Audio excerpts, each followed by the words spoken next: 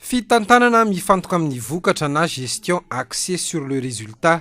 Io no fiofanana nomena sy fitopolo amin'ny zato mianadahy ireto, miaramila, zandary ary sivily, miasa avy eo anivon'ny ministera ny fampianarana teknika sy ny ministera ny fiarovam-pirenena. Zany dia tafiditra indrindra eo anatin'ny lalatsaina izay hijerevana ny fampandrosoana ny tanitsika zany ary indrindra koa ny fitaizana andreo mpiasa-panjakana ao anatin'ny ministera samihafa mba hananan'izy ireo traikefa betsaka kokoa ary fizarana ihany koa traikefa eo amin'ireo ministera ireo.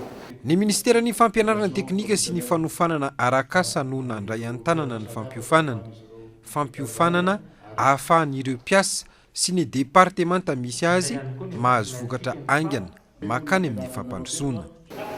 Ny fanofanana menan'ireo ataontsika hoe mpisehatra eo amin'ireo ministera anankiroa moa dia fanofanana pratika avy hatrany araky ny asa tandrify azy ireo avy.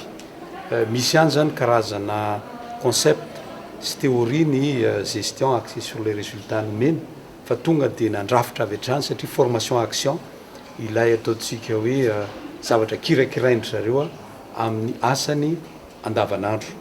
Anokatra lalan-kafa eo amin'ny ministera roa mitonta ny fifanarahana arakasa toy izao, tafiditra indrindra amin'ny politika ny fampananan'asa. Dia ataontsika ny fanofanana ireo tanora manao ny fanompoam-pirenena zany mba hananany ilay ataontsika hoe spécialité hoentiny miarika ny asany raha eo anivon'ny fiarovam-pirenena izy na rehefa tsy miasa ao intsony izy ka miverina amin'ny fiarahamonina dia hanana spécialité ahafahany velona sy miasa fa tsy sanatry ny vava andeha ho any amin'ny camp andalo indray.